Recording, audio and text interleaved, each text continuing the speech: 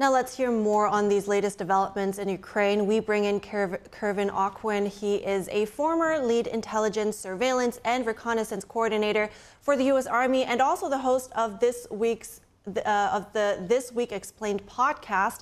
Good morning, Kervin. It's really good to see you. So let's talk to me first about the difference this permission will make for Ukraine on the battlefield.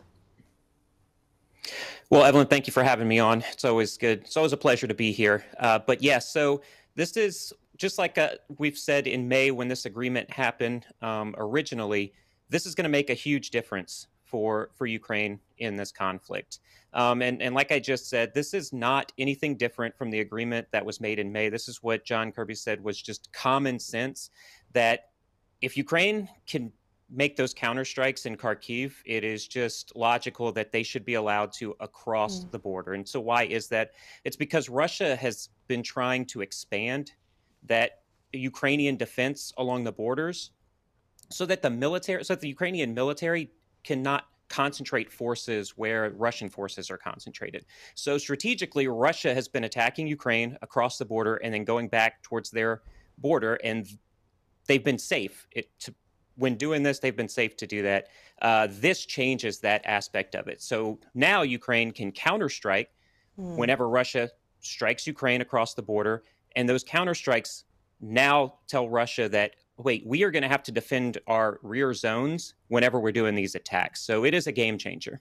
A game changer and a big deal. So what about the U.S.? President Biden was trying to be very careful, though, with that from the very beginning, with providing weapons just not to draw the U.S. into a direct conflict with Russia. And then it was said that first Ukraine could strike in the Kharkiv region. Now it's expanded to wherever Russian troops are launching attacks, as you have just mentioned. So how significant is this policy change now for the U.S. and its involvement? Well, I don't think it's that significant. Now, Putin has already said after counterstrikes from Ukraine that wasn't really a red line for him or for Russia in order to use advanced weapons or even nuclear weapons. But I do think that Ukraine needs to be very careful here, because if they make a misstep and it's not a counterstrike and they are hitting static targets within Russia, that can lead to an escalation, and that escalation can get NATO involved and the rest of the world, and we then have a global conflict, and no one in the world wants that right now. Now, there's critics that say, because Ukraine has been asking for a while, for a long time for this, but it hasn't happened until now. So why now? Well, I think for me, when I was reading this, it was very telling that this happened after first Putin goes out and puts his peace plan out in public. The Ukrainian peace plan that was agreed to in Switzerland was being put out in public, but also this new strategic partnership with North Korea, I think, plays a part in all of it. So the U.S. is signaling to Russia and all of its allies that they're not going to sit back and just allow Ukraine to get bombarded by Russian, Iranian, North Korean, or Chinese weapons without the help from the global West.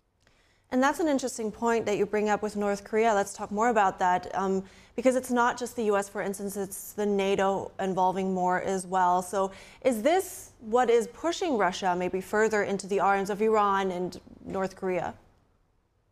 Yeah, it certainly is, not to mention the sanctions that have been put placed on both Russia and North Korea, as well as Iran. So we're seeing, as we saw in World War II with the Axis and the Allies, we are seeing these alliances come together while we are on the cusp of a possible global conflict. So that's what we're seeing here. What's the concern with that?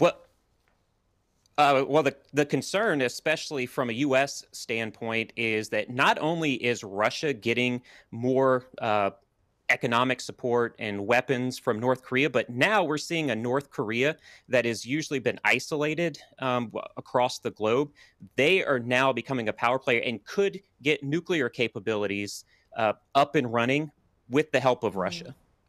Well, that's certainly very concerning, and I thank you for your insights today. It was very valuable. Thank you so much, Kervin Aquin. I really appreciate it. Thank you for having me.